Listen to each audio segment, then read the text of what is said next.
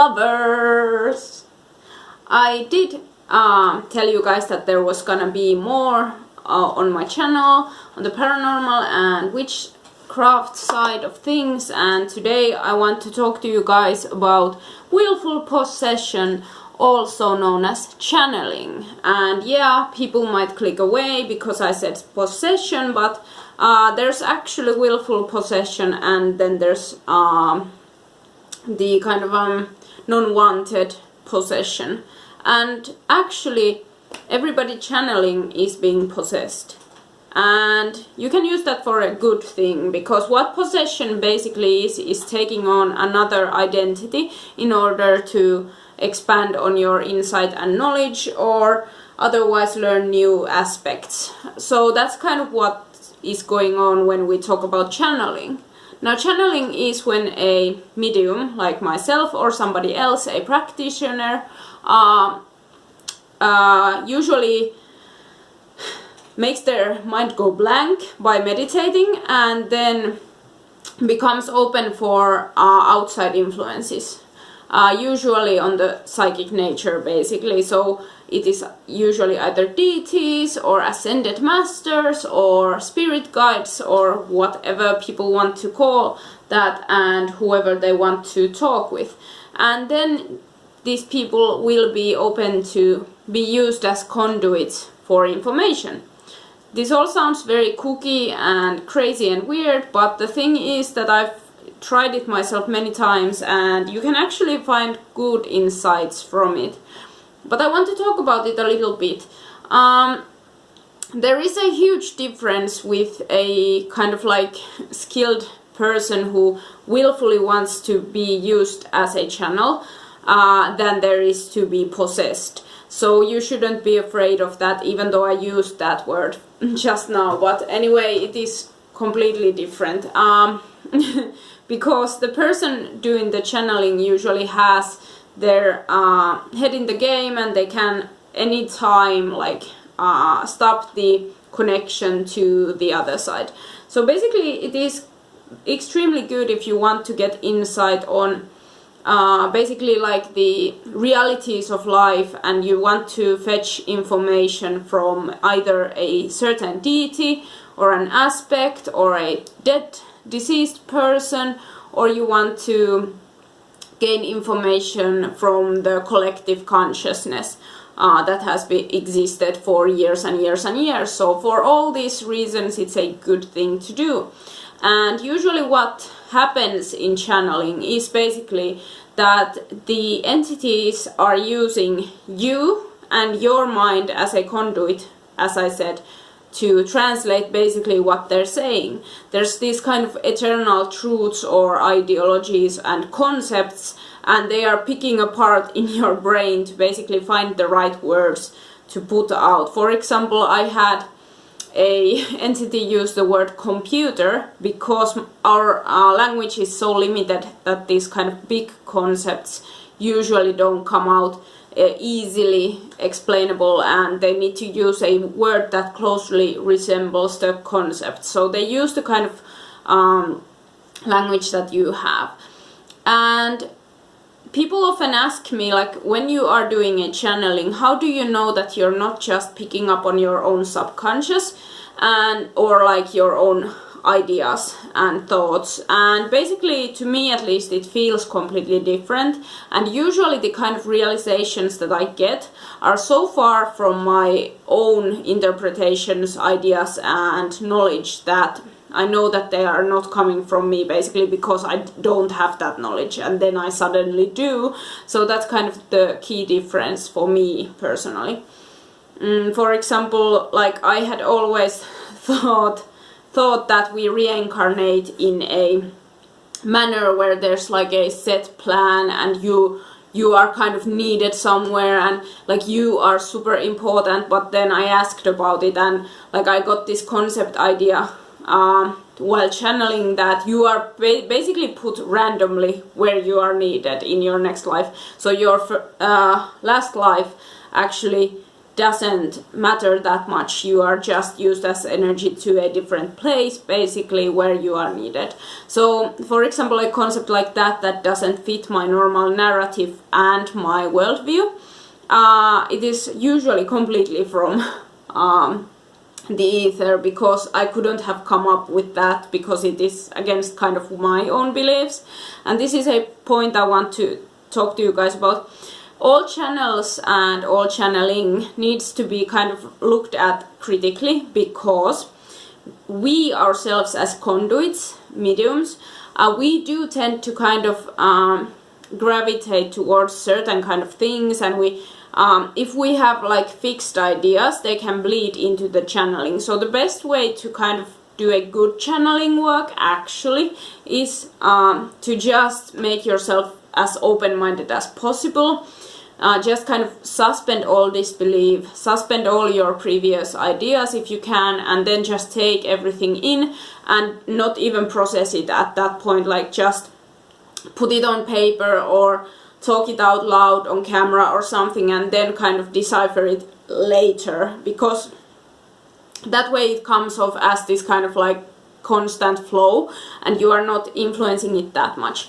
But the other thing that's wrong with channeling is the concepts and ideas and limitedness of our, like, first of all, our language, and the second of all, our ideas of concepts, because we are looking at all the concepts that we channel from a perspective of a human being living a linear life, and these deities and entities are looking at it from this kind of place of 11th dimension, where time is relative and all moments exist simultaneously, and to them there is no eternal death, or there is no pain or separation, and to you as a human being these are very real things in your life. So it is very kind of hard for them to even make you grasp their concepts,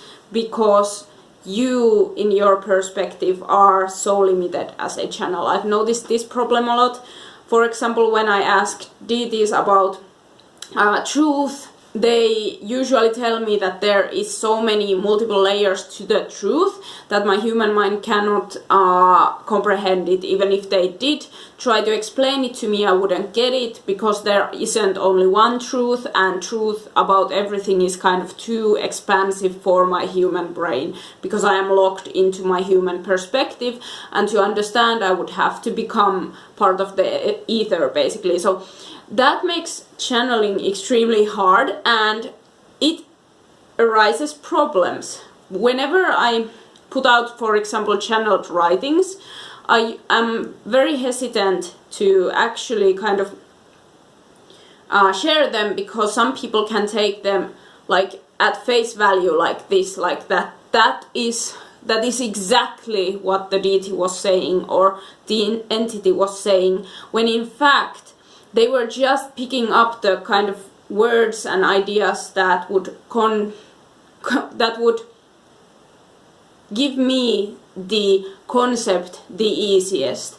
And so it's not the full picture, and they look at it from a different perspective. This is so hard to explain to anyone.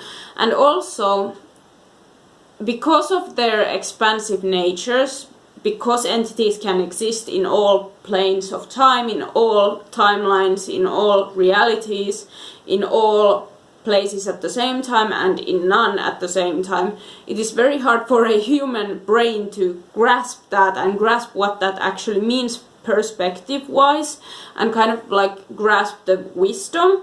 So whenever I do channelings, it's very difficult to keep my own perspective out of it, because good people who channel like good channels know how to position themselves of being only like an antenna taking on a radio signal. Like, that's how you should treat channeling.